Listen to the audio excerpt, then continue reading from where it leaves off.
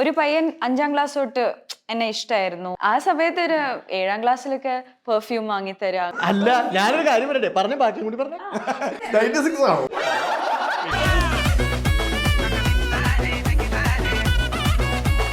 ഞാനൊന്നും പറയട്ടെ. ഇവൻ ചെയ്തത് ശരിയാണോടാ?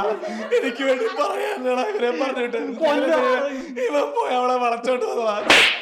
എന്തോരം കേട്ടേക്കുന്നെ.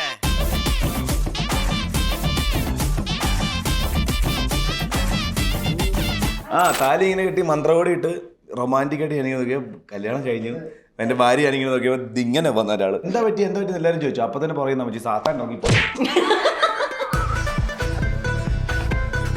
അപ്പൊ ട്യൂഷൻ ക്ലാസ്സിൽ ഒരു കുട്ടിയോട് എനിക്ക് ഒരു ഇഷ്ടം തോന്നി.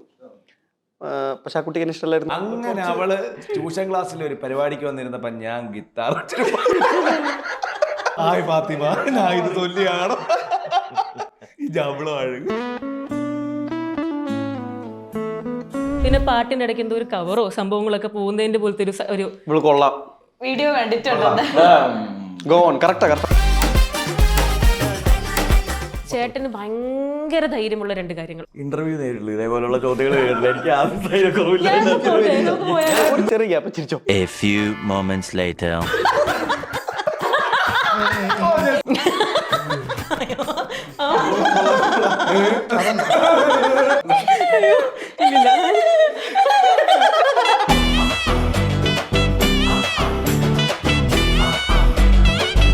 Welcome to Jango space. ഞാൻ കിങ്ങിണി. ഇന്ന് എൻ്റെ കൂടെ ഉള്ളത് സാഹസം എന്ന് പറയുന്ന മുമ്പയുടെ വിശേഷങ്ങളുമായി Ramzan, Shabareesh, Gauri, Jeeva and director of the film Vivin. Welcome to the show.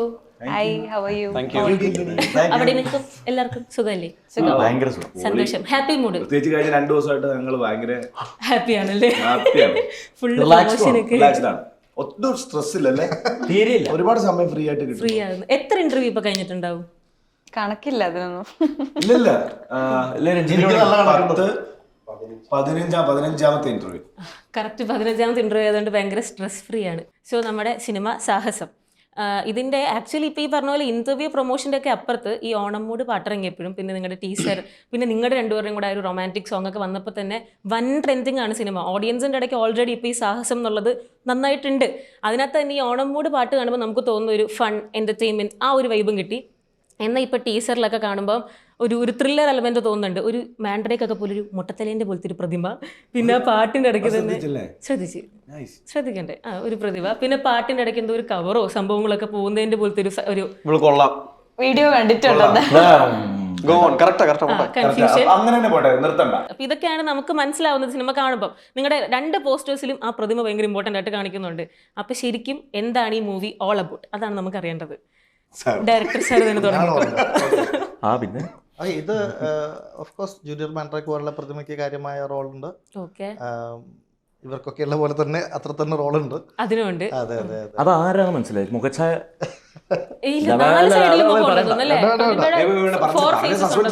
4 മുഖമുണ്ട്. ശരിക്കും ഒബ്സർവ് ചെയ്താൽ കിങ്ങിണിക്ക് അത് കിട്ടും. ഒരു ഫേസ് കിങ്ങിയുടെ മനസ്സിലേക്ക് കിങ്ങിയുടെ മുഖം പോലെ ഞാനാണല്ലോ. ഞാനല്ല, ഇല്ല, ഞാൻ അത്രയ്ക്ക് അങ്ങോട്ട് ഒബ്സർവ് ചെയ്തില്ല. സംഭവം കണ്ടു, 2 പോസ്റ്ററിലും കണ്ടു. സംഭവം എന്താന്ന് മനസ്സിലായില്ല. ശരിക്കും ത്രില്ലറാണോ? ആക്ച്വലി ത്രില്ലറാണ്, പക്ഷെ ഒരു എന്റർടൈൻമെന്റ് ഫാക്ടറുള്ള ത്രില്ലറാണ്. അതായത് ഒരു അഡ്വഞ്ചർ ത്രില്ലറാണ് എന്ന് വേണമെങ്കിൽ പറയാം. ഒരു സെലിബ്രേഷൻ പാക്കേജ് ആണ്. എന്തായാലും നിങ്ങളുടെ ക്യാരക്ടേഴ്സിനെ പറ്റിയിട്ടൊക്കെ ഒന്ന് പറഞ്ഞു. ഞാൻ റോണി, കാശുള്ള വീട്ടിലെയാണ്. പിന്നെ അതിൻ്റെതായിട്ടുള്ള അഹങ്കാരം അവനുണ്ട്, ഈഗോ ഉണ്ട്. ഞാൻ വിചാരിച്ചെടുത്ത കാര്യങ്ങൾ നടക്കണം. എനിക്ക് കുറുകെ വരുന്നതൊന്നും എനിക്കിഷ്ടമല്ല. എൻ്റെ താല്പര്യങ്ങൾക്ക് വേണ്ടിയിട്ട് ഞാൻ എന്തും ചെയ്യും, ഏതറ്റം വരെ പോകും. സിമ്പിൾ. ഇത്രയൊന്നും പടത്തിൽ പറയുന്നില്ല.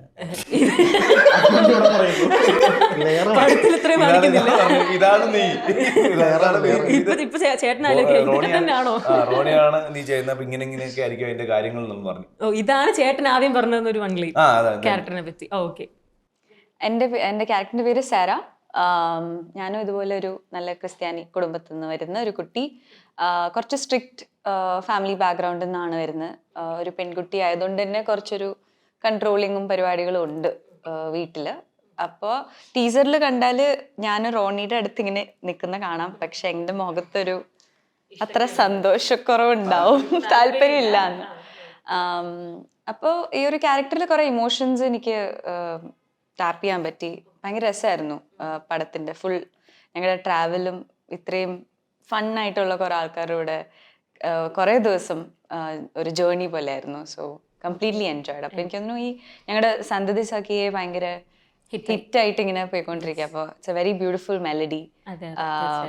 2 ട്രാക്സ് വന്നു. ഒരെണ്ണം ഭയങ്കര peppy and next is A melody. അപ്പോൾ ഇനി അടുത്തതും ഇതുപോലെ അടിപൊളിയായിരിക്കും. അല്ല, നിങ്ങളുടെ ടീച്ചറിന്റെ ആ ബാക്ക്ഗ്രൗണ്ട് സ്കോറും ഭയങ്കര അടിപൊളിയാണ്.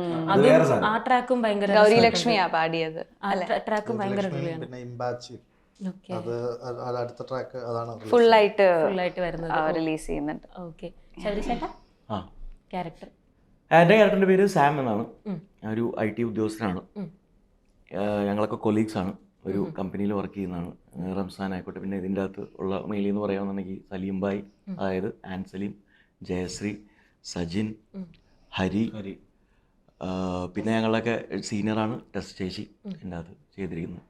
അങ്ങനെ ജോലി ചെയ്ത് സമാധാനമായിട്ട് ജോലി ചെയ്യുന്നു ഞങ്ങളുടെ കമ്പനിയിൽ നിന്നും തുടങ്ങുന്ന കഥയാണിത്. പിന്നീട് എല്ലാവരുടെയും പേഴ്സണലായിട്ടുള്ള പല പ്രശ്നങ്ങളിലൂടെ കടന്നുപോയി ഒരു സ്ഥലത്തേക്ക് ചെന്നെത്തി അവസാനിക്കുന്ന സിനിമയാണ്. 8-ാം തീയതി റിലീസാണ്. ഇതൊരു കൺക്ലൂഷൻ പറഞ്ഞ പോലെ. നമസ്കാരം, നന്ദി, നമസ്കാരം. റംസാന്റെ ക്യാരക്ടർ 8-ാം തീയതി റിലീസാണ് എന്റെ സിനിമയിലെ. നേരത്തെ എല്ലാ സ്ഥലത്തും വന്ന് പര്യവസാനിക്കുന്ന കഥ തുടങ്ങിയില്ലേ, ആ IT കമ്പനിയിലെ ഒരാളാണ്.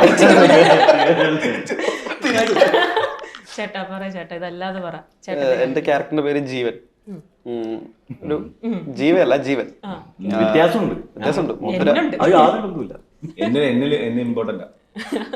എൻ്റെ ക്യാരക്ടർ അവൻ്റെ സർക്കിളിൽ ഭയങ്കര കംഫർട്ടബിൾ ആയിട്ട് നിന്ന്, എന്നാൽ അതിൻ്റെ അപ്പുറത്തോട്ട് എന്താ പറയുക, അത്ര എക്സ്ട്രാ വോട്ട് നല്ലാത്തൊരു ആളാണ്.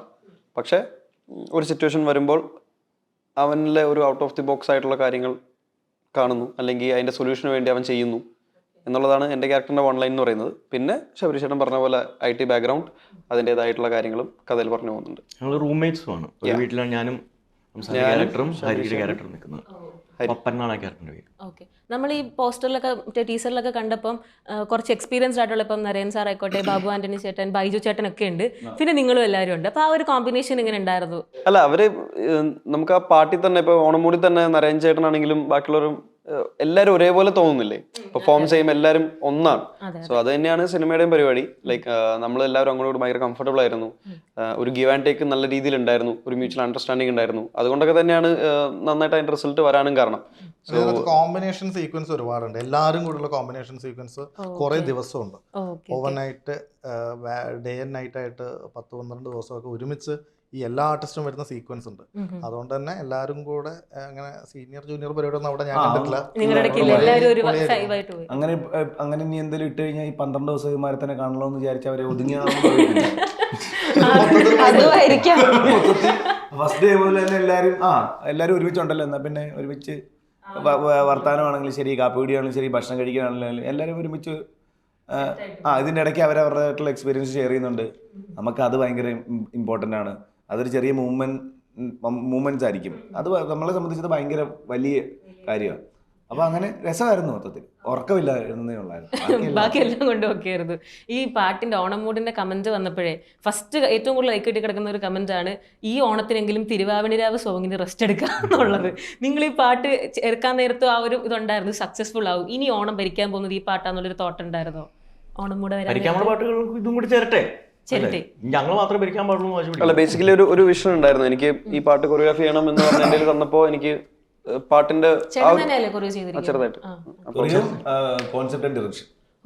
പാട്ടിന്റെ അപ്പം ഇത് കേട്ടപ്പോ തന്നെ ഞാൻ പറഞ്ഞായിരുന്നു, ലൈക്ക് ഇത് ഓഡിയോ എല്ലാവർക്കും എന്തായാലും ഇഷ്ടമാവും. പിന്നെ അടുത്ത ചലഞ്ച് എന്ന് വെച്ച് കഴിഞ്ഞാൽ ഇത് വിഷ്വലി ആൾക്കാരിലേക്ക് എത്തിക്കുക, ഓഡിയോന്റെ കൂടെ മാച്ച് ചെയ്യുക എന്നുള്ളതായിരുന്നു സോങ്ങിന്റെ കൂടെ. അത് എല്ലാവർക്കും ഇഷ്ടപ്പെടുന്നുണ്ട്. എല്ലാവരും ഇപ്പോൾ സോഷ്യൽ മീഡിയാസിലാണെങ്കിലും അവരവരുടെ രീതിയിലുള്ള ഡാൻസും പരിപാടിയൊക്കെ ചെയ്ത് ടാഗ് ചെയ്യുന്നുണ്ട്.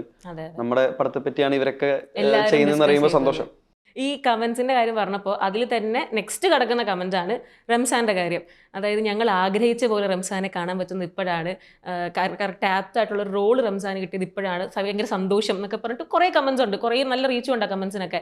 ശരിക്കും അതും പേഴ്സണലി തോന്നിയിട്ടുണ്ടോ, ഇനി എനിക്ക് നല്ലൊരു ഓപ്പർച്യൂണിറ്റി ഇത്രയും നാൾ വന്നിട്ടില്ല, ഇപ്പോഴാണ് ഞാൻ ആഗ്രഹിച്ച പോലെ വന്നതെന്ന് പേഴ്സണലി തോന്നിയിട്ടുണ്ടോ? അല്ല, ഫ്രം ഭീഷ്മപർവം ഞാൻ എന്താണോ ആഗ്രഹിക്കുന്നത് എന്താണോ ഞാൻ ഇത്ര നാളും ഫോളോ അപ്പ് ചെയ്യാൻ ആഗ്രഹിച്ചത് അതിൻ്റെ പുറകെ തന്നെയാണ് ഞാൻ പോയിക്കൊണ്ടിരിക്കുന്നത്.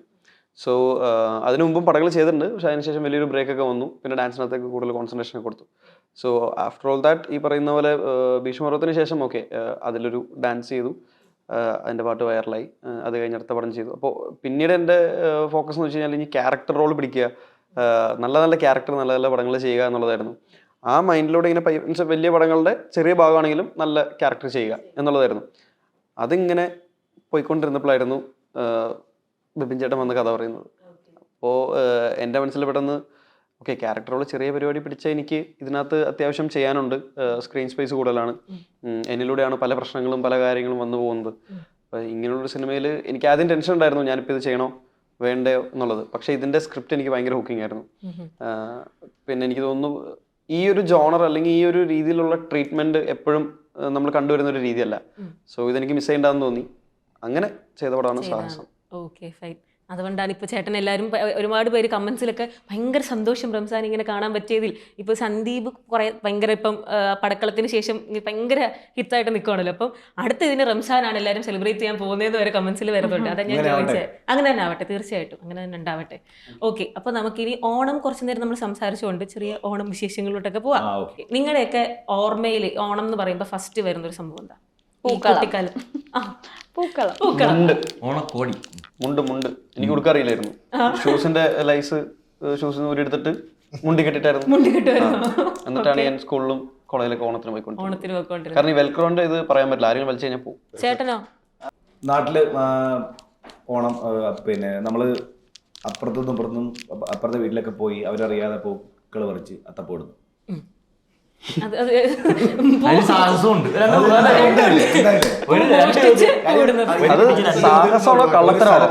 കുറെ പൂക്കൾ കൂട്ടിട്ടിട്ട് നമ്മൾ പോയി 10 രൂപയ്ക്ക് ജമന്തി, 40 രൂപയ്ക്ക് മറ്റേ വാടാവല്ലി, അതല്ല കൾച്ചറല്ല. അപ്പം ഇങ്ങനെ പാട്ടൊക്കെ പാടി മോഷണം പാടി പുറത്തോട്ടൊക്കെ ഇറങ്ങും. അപ്പം തുമ്പപ്പൂടൊക്കെ വലിയ ലൊട്ടിലോട്ട് കയറ്റും. പിന്നെ അധികം പൂക്കൾ കിട്ടിയില്ലെങ്കിൽ ഈ കുറെ കളറിലുള്ള ഇലകളില്ലേ, അതങ്ങനെ ചിലപ്പോ ചെടിയോട് എടുത്തോണ്ടൊന്ന് വേറെ ഏതെങ്കിലും വീട്ടിൽ നിർത്തോണ്ടെന്ന് അരിഞ്ഞ് ചില വീട്ടിൽ അധികം പൂക്കളൊന്നും വീട്ടുകാരെ നമ്മളിങ്ങനെ കൈയൊക്കെ എത്തിച്ച് കുറച്ച് എന്താ ഇങ്ങനെ പോയിട്ട് പോയി തിരിച്ചു കൊടുക്കും. അങ്ങനെ അങ്ങനെ കട്ട് പൂ കുറച്ച് അത്തപ്പൂടുന്നാണ് ചേട്ടന്റെ ഒരു ഓർമ്മ. എടുത്ത് പറയണ്ട, നാട്ടിലെ ഓണം പറമ്പിൽ നിന്ന് പൂക്കൾ പറിച്ച് കട്ട് പൂ പറിച്ചെന്നൊക്കെ പറയുമ്പോഴേ എന്തോ പോലെ ഇല്ല. നമ്മൾ അത്തപ്പൂ ഇട്ടു. നമ്മുടെ വീട്ടിലെ പൂവില്ലായിരുന്നു, അപ്പുറത്തെ വീട്ടിൽ പൂവുണ്ടായിരുന്നു. അപ്പൊ പൂ പറിച്ചു, അത്തപ്പൂ അത്തപ്പൂട്ടു.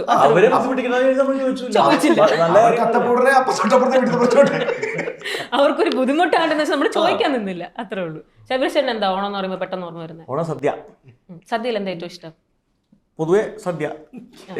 പിന്നെ കറി അങ്ങനൊന്നുമില്ല? അങ്ങനെയൊന്നുമില്ല, അതിനാണ് സദ്യ. എല്ലാം ഉണ്ടല്ലോ. എല്ലാം ഇഷ്ടമാണ്. ഓക്കെ. ഇല്ല ചേട്ടാ? ആണ്. അപ്പം എനിക്ക് തോന്നുന്നു പൂക്കളം, പിന്നെ ഓണം റിലീസ് ഓണം ഇപ്പോഴേ കുറച്ച് കുറഞ്ഞിട്ടുണ്ടാവുള്ളൂ. അല്ലെങ്കിൽ ഓണം റിലീസ് ഭയങ്കരമായിട്ട് ഓണപ്പടം എന്ന് തന്നെ എല്ലാ സിനിമകളും ഓണം റിലീസ് പിന്നെ ഓണത്തിന് ടിവിയിൽ വരുന്ന സിനിമകളും. അയ്യോ, പിന്നെ നമ്മൾ രാവിലെ മുതൽ വൈകുന്നേരം വരെ വലിയേട്ടം കണ്ടു തീർത്ത ദിവസങ്ങളുണ്ട്.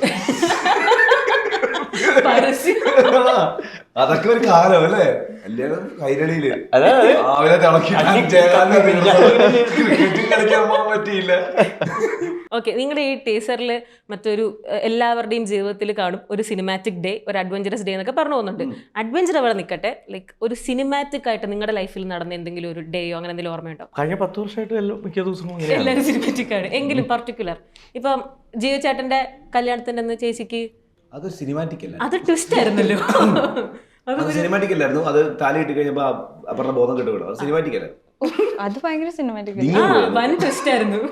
താലി ഇങ്ങനെ കെട്ടി മന്ത്രകോടി ഇട്ട് റൊമാൻറ്റിക് ആയിട്ട് എനിക്ക് നോക്കിയാൽ കല്യാണം കഴിഞ്ഞു എന്റെ ഭാര്യ ആണെങ്കിൽ നോക്കിയപ്പോ ഇങ്ങനെ വന്ന ഒരാള് കല്യാണ പറഞ്ഞു ബോധമില്ല പെണ്ണിന്റെ ഡോക്ടർ അതൊന്നും ഇങ്ങനെ പോകുന്ന ഒരാള്. അപ്പൊ എന്താ പറ്റി എല്ലാരും ചോദിച്ചു. അപ്പൊ തന്നെ പറയുന്ന പറ്റി സാത്താൻ ഇറങ്ങിപ്പോയോ. ഭർത്താൻ വന്നതായിരുന്നു പോയതായിരുന്നു. 3 മണിക്ക് നിങ്ങൾ കല്യാണം വെളുപ്പിന് 3 മണിക്ക് എന്നിട്ട് റെഡിയായി പോയാ. റെഡി ആകാനൊക്കെ പോയി. ഇപ്പം പറവൂർന്ന് മാവേലിക്ക് ഒരു ട്രാവൽ ചെയ്യണം. അപ്പോൾ ഇതിൻ്റെ ഇടയ്ക്ക് ഭക്ഷണമൊന്നും കഴിച്ചില്ല. കഴിക്കണമെന്നൊക്കെ കറക്റ്റായിട്ട് പറഞ്ഞിട്ടുണ്ട്, പക്ഷേ കഴിച്ചില്ല. അപ്പോൾ ഇത്രയും സമയം ട്രാവൽ ചെയ്ത് ഉറങ്ങാത്തതിൻ്റെ ഒക്കെ ആയിട്ട് തലേദിവസത്തെ പരിപാടിയൊക്കെ കഴിഞ്ഞ് കറക്റ്റായിട്ട് ഉറക്കം വന്നില്ല. പിന്നെ കയ്യിൽ ദൈവമേ കല്യാണം കൂടെ കഴിഞ്ഞല്ലോ എന്ന് ആലോചിച്ചപ്പോൾ പ്രഷർ ഷൂട്ട് ചെയ്തായിരിക്കും. അറിയത്തില്ല, എങ്ങനെ ഞാനങ്ങ് വിചാരിക്കും. അതങ്ങനെ ചിന്തിക്കുക. അതുപോലത്തെ ഏതെങ്കിലും നിങ്ങളുടെ ഭയങ്കര സിനിമാറ്റിക് ഒട്ട് ഇഷ്ടമായിട്ടുള്ള ഒരു ദിവസം, ഇല്ലെങ്കിൽ എന്തെങ്കിലും ഒരു മൊമെന്റ് ഇല്ല നിങ്ങൾക്ക് ഇതുപോലത്തെ ഏറ്റവും വേറെ എന്തെങ്കിലും? നിങ്ങൾ ടീച്ചറിൽ നിന്ന് എടുത്ത സാധനം അല്ല, ചേട്ടൻ പറയുന്നുണ്ട് എല്ലാവരുടെയും ലൈഫിൽ ഇതുപോലത്തെ ഒരു ദിവസം കാണും. അപ്പൊ ഡയറക്ടർ ഡയറക്ടർ ഏതെങ്കിലും ഒരു ബാംഗ്ലൂർ കഥ എടുത്ത് കീച്ച് ഒരുപാട് കഥയുണ്ട്, പക്ഷെ ഇപ്പൊ കഥ പറയാൻ പറ്റില്ല. ഇതെന്താന്ന് വെച്ചാലേ നമ്മള് പ്രേമത്തിലൊക്കെ നമ്മുടെ ലൈഫിലുണ്ടായ സിനിമാറ്റിക് സംഭവങ്ങൾ പലതും ചേർത്ത് ഉണ്ടാക്കിയതാണ്. ഞാനിപ്പോ പറഞ്ഞ എനിക്ക് അടുത്ത പടത്തിൽ ചേർക്കാനുള്ളതാണ്. അതുകൊണ്ട് പ്രേമത്തിലെ ഏത് പിന്നെ സീനാണ് നിങ്ങളുടെ ലൈഫിൽ നിന്ന് അങ്ങനെ സീൻ? അത് ഒരുവിധം എല്ലാം കുറേയൊക്കെ ഉണ്ട്. മലർ മിസ് വരെ നമ്മുടെ കോളേജിലല്ലായിരുന്നു, വേറൊരു തമിഴത്തി അതൊന്നുമല്ല, അതൊക്കെ സാങ്കല്പികമായിട്ടുള്ള ഗുണ്ട് പൊട്ടിച്ച ഒറിജിനലാണ്. എനിക്ക് കോളേജിൽ നടന്നതാണ്, പക്ഷെ സ്റ്റേജിലായിരുന്നു, സ്റ്റേജിന്റെ പുറകിലായിരുന്നു. നമ്മള് കോയി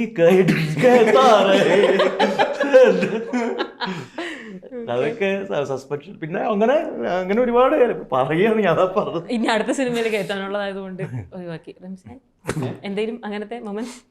ഇവന്റെ അടുത്ത പടത്തിലും ഇങ്ങനെയുള്ള elements ഉണ്ട്. ഞാൻ ചോദിച്ചു വെച്ചിരിക്കുകയാണ്. അല്ല ഉണ്ട്, അത് ഏതാ പറയാൻ പറ്റുക? ഞാൻ 10ാം ക്ലാസ്സിൽ പഠിക്കുമ്പോൾ എനിക്കൊരു കൊച്ചിന് ഇഷ്ടമായിരുന്നു. 10ാം ക്ലാസ്സിൽ. അപ്പോൾ ട്യൂഷൻ ക്ലാസ്സിലെ കൊച്ചാ. അപ്പോൾ 9ാം ക്ലാസ്സിലാണ് ഞാൻ ഡീപ്പ് ഡാൻസ് ചെയ്തത്. അതൊക്കെ കഴിഞ്ഞ് മാമ പറഞ്ഞു എന്തായാലും പ്രൈസൊക്കെ അടിച്ചു, 10ാം ക്ലാസ് വരെയൊക്കെ പഠിച്ച് പാസ്സാവണം എന്ന് പറഞ്ഞ് ട്യൂഷൻ വിട്ടതാ. അപ്പോൾ ട്യൂഷൻ ക്ലാസ്സിലൊരു കുട്ടിയോട് എനിക്ക് ഒരു ഇഷ്ടം തോന്നി. പക്ഷെ ആ കുട്ടിക്ക് എന്നെ ഇഷ്ടമല്ലായിരുന്നു. ഓക്കെ, പ്രപ്പോസ് ചെയ്തിട്ട് ഇഷ്ടമല്ലെന്ന് പറഞ്ഞു. ഉണ്ട്.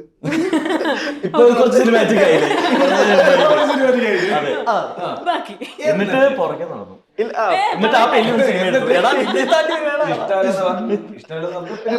ഈ സിനിമ ബേസിക്കലി ട്യൂഷൻ ക്ലാസ്സിൽ ഒരു പരിപാടിക്ക് വന്നിരുന്നപ്പോ ഞാൻ ഗിത്താർ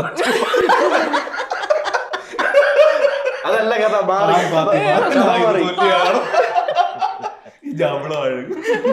ഇല്ല, വേറെ സിനിമ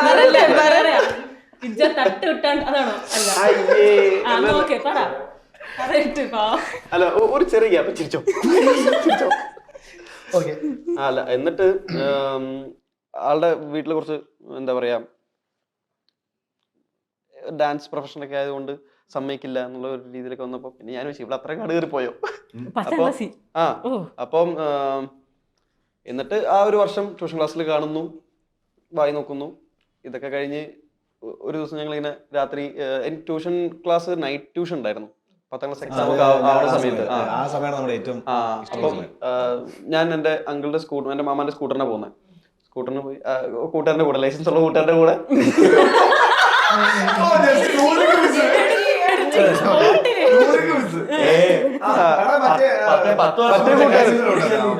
ഡിഗ്രി പഠിക്കുന്ന കൂട്ടുകാരൻ. അങ്ങനെ രാത്രി ട്യൂഷൻ ക്ലാസ്സിൽ പോയിട്ട് വരുമായിരുന്നു. അപ്പം ഒരു ദിവസം വിളിച്ച് ഞങ്ങൾ അങ്ങോട്ടും ഓക്കെ ഒന്നും സെറ്റ് ആവൂല എന്നുള്ള രീതിയിലേക്ക് സംസാരിച്ച് ഞാൻ വീട്ടിലെത്തി. തിരിച്ച് രാത്രി നല്ല ലേറ്റായി. അപ്പോൾ പറഞ്ഞു ഒന്ന് കാണാവോന്ന് ചോദിച്ചു. അപ്പൊ ഞാൻ വീട്ടിലറിയാതെ സ്കൂട്ടർ എടുത്ത് പോയി കണ്ടു. വീട്ടിൽ പോയെന്ന് വെച്ചാൽ വീട്ടിലൊക്കെ ഒന്നും കയറിയില്ല. പറയട്ടെ, ഇല്ല ഒരു 12 മണി രാത്രി. പിന്നെ രാവിലെ 12 മണിക്ക്. എന്നിട്ട് അവിടെ എത്തിയപ്പോഴേക്കും മഴ പെയ്തു.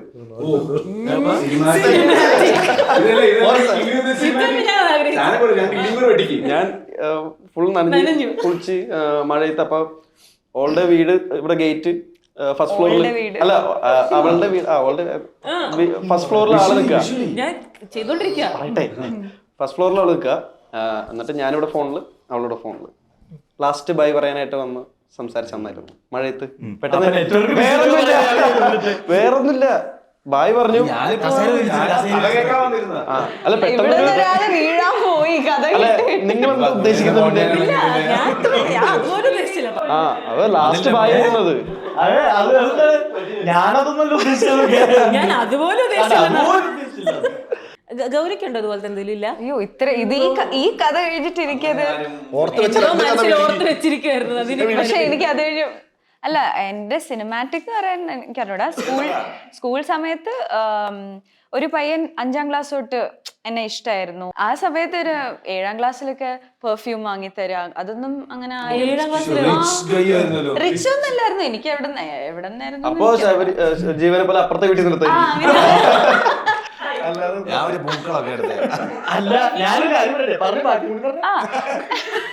എന്നിട്ട് 96 ആണോ?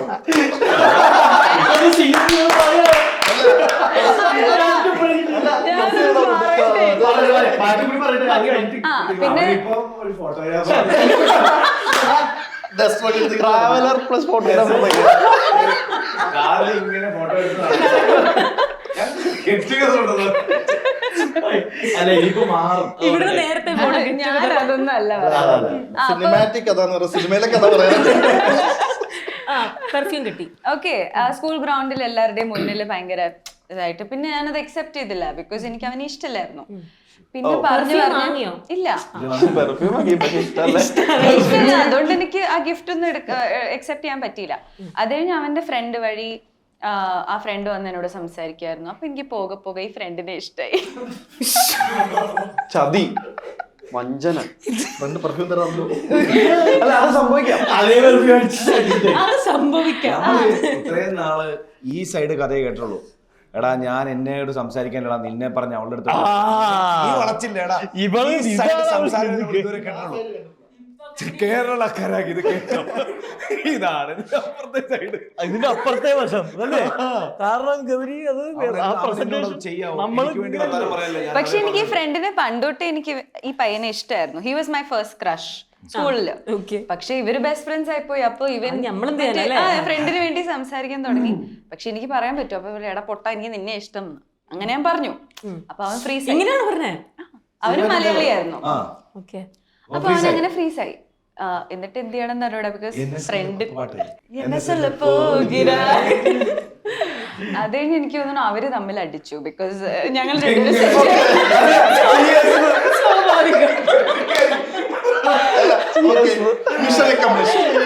രണ്ടുപേരും സെറ്റായി. അപ്പൊ പിന്നെ അവര് പിരിഞ്ഞു. പിന്നെ ഫ്രണ്ട് സർക്കിളിൽ നിന്നൊക്കെ അവനെ തള്ളി മാറ്റി. അവൻ തന്നെയായിരുന്നു. ബിക്കോസ് അവൻ എന്നെ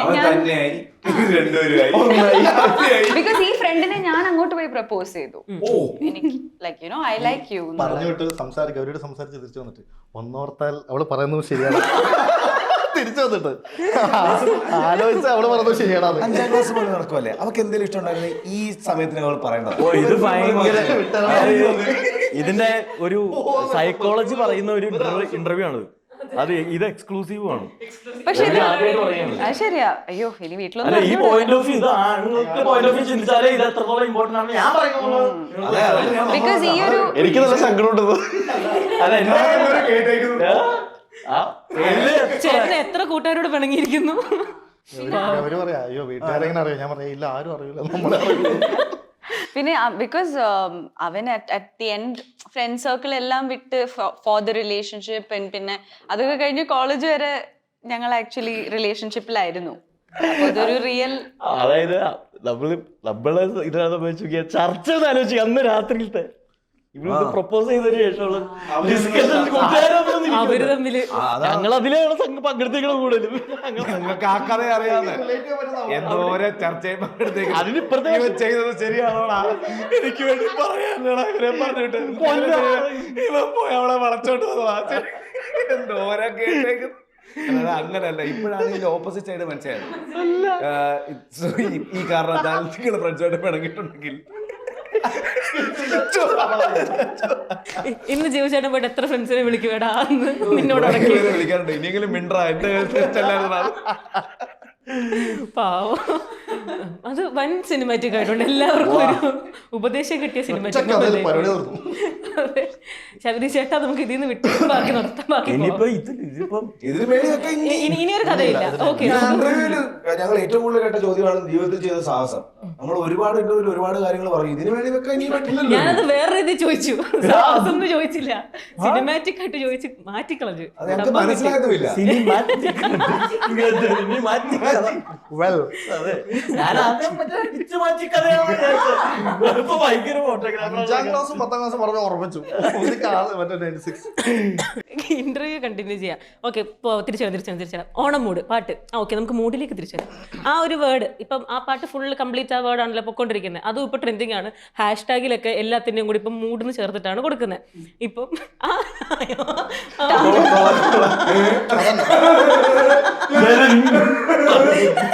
നമ്മളൊന്നും പറഞ്ഞില്ലല്ലോ, നമ്മളൊന്നും പറഞ്ഞില്ലല്ലോ. അല്ല, തമിഴില് മൂഡ് എന്ന് പറഞ്ഞാ വയപ്പൊത്ത്. ശരിയാ, നീ അത് തന്നെയാണല്ലോ ഉദ്ദേശിച്ചത്. വേറെ മൂടുണ്ട്, ഞങ്ങൾ സ്റ്റെപ്പ് കൂടും. അതാ ഇവൻ ഉദ്ദേശിച്ചത്. ഞാൻ തമിഴ് ഉദ്ദേശിച്ചത്. പിന്നെ സ്വാഭാവികമായിട്ടും ബാക്കിലെ മൂടെന്ന് പറയും. അതുകൊണ്ട് അത് ഉദ്ദേശിച്ചില്ലെന്ന് പറയുന്നില്ല, നാട്ടുകാർ ചോറാകുന്നു. ഞാൻ ആ മൂടൊക്കെ വിട്. ഞാൻ എന്ത് മൂടൊരു ടൈപ്പ് ആളാണെന്ന് ചോദിച്ചു കഴിഞ്ഞാൽ ഇപ്പൊ ഇൻട്രോവേർട്ട്, എക്സ്ട്രോവേർട്ട്, ഇല്ലെങ്കിൽ ഭയങ്കര ഫ്രണ്ട്ലി, ഹാപ്പി എന്നൊക്കെ പറയൂലേ. അത് ഇരിക്കുമ്പോ പറയാൻ പറ്റത്തില്ല. അല്ല, എന്നുവെച്ചാ ഇങ്ങനെയായിട്ട് കുറച്ച്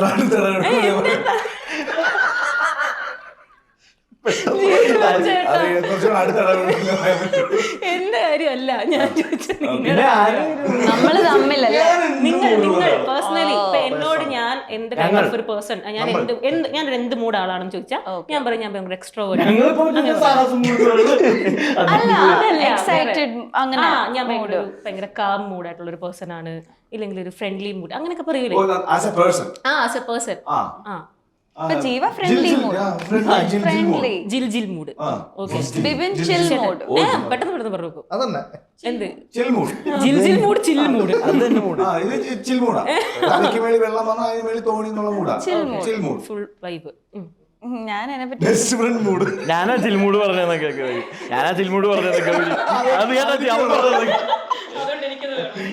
അല്ല, എന്നെ പറ്റി അപ്പൊ ഞാൻ തന്നെ പറയണോ അതോ ഇവരാണോ പറയുന്നത്? അല്ല, ഞാൻ ഇവരുടെ ഒക്കെ പറഞ്ഞു. ഗൗരി കമ്പനി മൂഡാ. Company mood. Company mood. എല്ലാവരും ജെല്ലായി പെട്ടെന്ന് സിങ്കാവും. ഓക്കെ, കുറെ കാര്യങ്ങൾ പറയാനുണ്ട്. ബാക്കി ആരും സമ്മതിക്കുന്നില്ലെങ്കിൽ ഒരു പ്രശ്നമില്ല, അങ്ങനെ കൂട്ടത്തിലങ്ങ് പൊക്കോളും. ഇങ്ങനെ പറയാൻ വരും, ആരെയും ഏതെങ്കിലും പഠിക്കാതെ പിന്നെ പറയാന്ന്. എല്ലാത്തിനും ചിരിക്കും. ചേട്ടൻ എന്ത് ശരിക്കും ഞാനാ ചിൽമൂടൊന്നും. എന്തൊക്കെ പറഞ്ഞപ്പോ ഇത് ശബരീഷ് വേറെ ലെവൽ. ജിൽ mood, chill mood, company mood. Sabareesh വേറെ ലെവൽ മൂടാ. വേറെ മൂഡ്.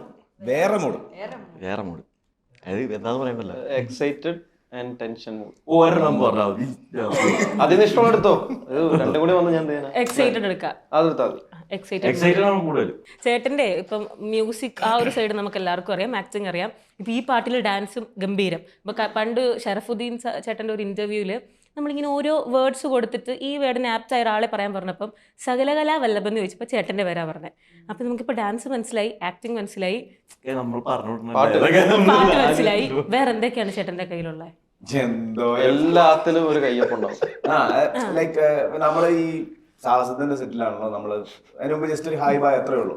10 days ഒരുമിച്ചുണ്ടാകുന്നത്. അപ്പൊ നമ്മളെ സംബന്ധിച്ച് നോക്കുമ്പോ ഇത്രയും പടങ്ങൾ ചെയ്ത സീനിയറാണ്. പക്ഷെ നമ്മുടെ കൂടെ ആദ്യം നമ്മുടെ അടുത്ത് വന്ന് കമ്പനി അടിച്ച് നമ്മൾ ഒരുമിച്ച് എല്ലാവരുടെ ക്യാരവനിലിരിക്കാം, ഒരു ക്യാരവനിലിരിക്കാം, അവിടെ വർത്താനം പറയാം, അവിടെ വർത്താനം പറയാം, എന്താണ് എല്ലാവരും പലവരേക്കൊക്കെ പോകുന്നത്, അന്ന് സിനിമയിൽ എവിടെ നിന്ന് ഒരുമിച്ചല്ല ഇരിക്കുന്നത്, അങ്ങനെ എല്ലാവരും ഒരുമിച്ച് കൊണ്ടുപോകാൻ. പാട്ടായാലും വെറുതെ ഇരിക്കുന്ന സമയത്ത് 2 പാട്ട് പാടും, നമ്മൾ ഡെംസ്റ്റാർട്സ് കളിക്കും, യുനോ കളിക്കും. അങ്ങനെ ഇതെല്ലാത്തിലും ഫ്രണ്ട്ഷിപ്പ് ആയിക്കോട്ടെ, വർക്ക് ആയിക്കോട്ടെ, പിന്നെ നമ്മുടെ പ്രൊമോഷൻ സമയത്ത് എന്ത് കാര്യത്തിലും അവിടെ ഒരു ശബരീഷ് കയ്യൊപ്പുണ്ട്. അത് ഞങ്ങള്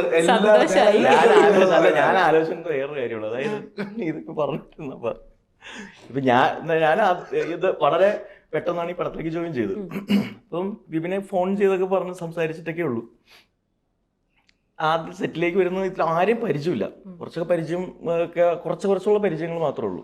ഒരുമിച്ച് അഭിനയിച്ചിരിക്കുന്നതിന് മുമ്പ് സജിൻ്റെ ഒപ്പം മാത്രമാണ് കണ്ണൂർ സ്ക്വാഡിൽ.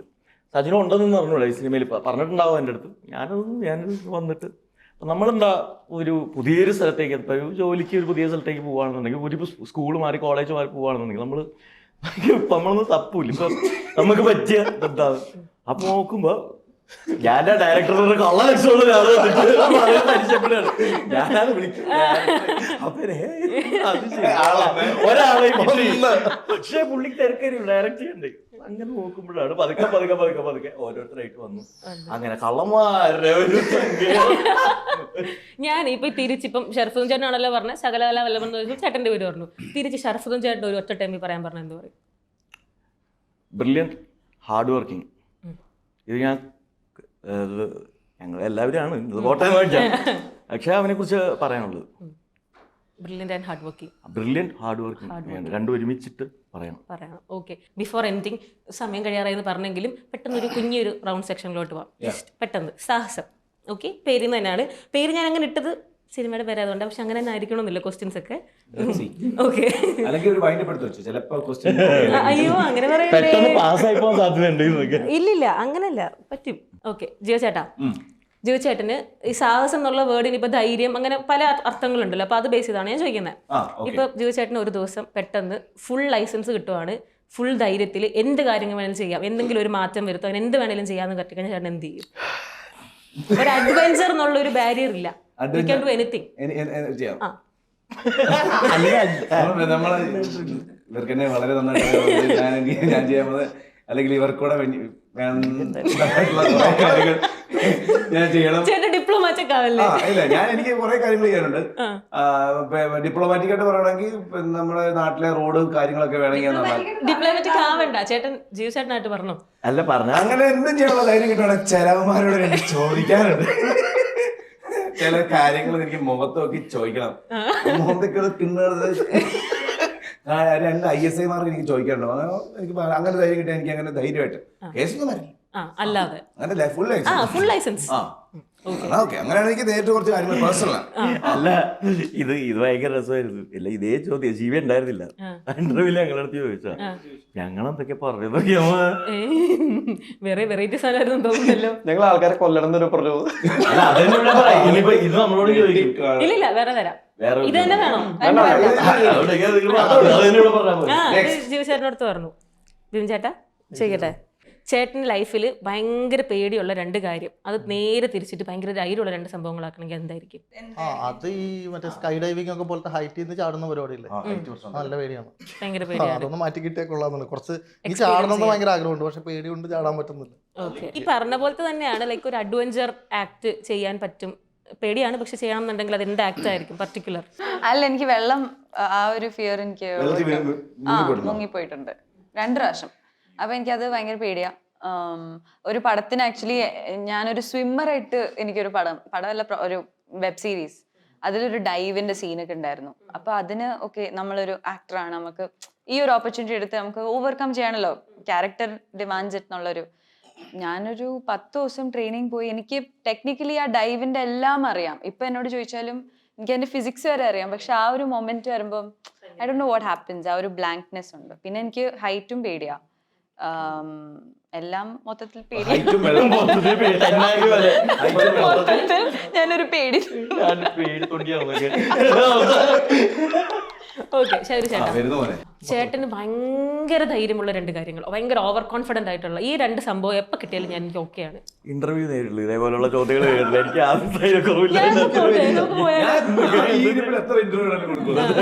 ഓക്കെ. പിന്നെ ഭയങ്കര ധൈര്യമുള്ള കാര്യം ചേട്ടൻ ഈ കാര്യത്തിൽ ഫുൾ കോൺഫിഡന്റ് ആണ്. അപ്പൊ സ്റ്റേജിൽ കയറാൻ എനിക്ക് ഇഷ്ടമാണ് ഭയങ്കരമായിട്ട്. ഇങ്ങനെ സ്റ്റേജിൽ കയറി ഇനി കൂവൽ മേടിക്കില്ലാതിരിക്കുക, അത്ര നല്ലോണം പാളിയിട്ടുണ്ട് എനിക്ക് പല സ്റ്റേജിലും. ഒരു കോളേജിലൊക്കെ പഠിക്കുമ്പോൾ കോളേജ് മുഴുവൻ നിന്ന് കൂവിയുണ്ട് എൻ്റെ പരിപാടിക്ക്.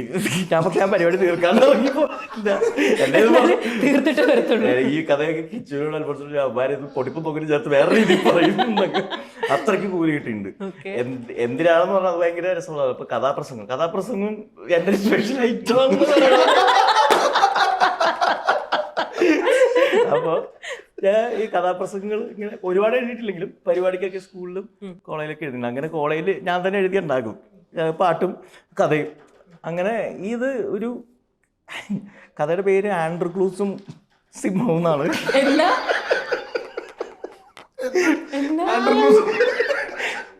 ശരിക്കുള്ള കഥയാണ്.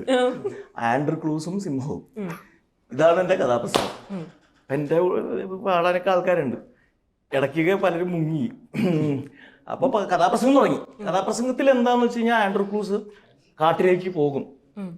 സിംഹത്തിനെ കൊണ്ടിട്ട് പോയി മാന്യം മുയലിനൊക്കെ ഇത് തിന്നു. അങ്ങനെ ആൻഡ്രൂ ക്രൂസിന് ഇതാണ് ഇൻട്രൊഡക്ഷൻ. അപ്പോൾ തുടങ്ങി ആ പാട്ടൊക്കെ പാടി തുടങ്ങി. അങ്ങനെ സുഹൃത്തുക്കളെ ആൻഡ്രൂ ക്രൂസ് അങ്ങനെ കാട്ടിലേക്ക് പോവുകയാണ്. പോയിട്ട് ഞാൻ മുയലിനെ മേടിക്കാമെന്ന് പറഞ്ഞു. അവിടുന്ന് കൂവല് തുടങ്ങി. അവിടുന്ന് കൂവല് തുടങ്ങി എന്ന് പറയും വിത്ത് ഇന്ത്യയിൽ നിർത്തണില്ല. എന്നിട്ട് ഞാൻ പക്ഷെ കൂവല് വെച്ചത്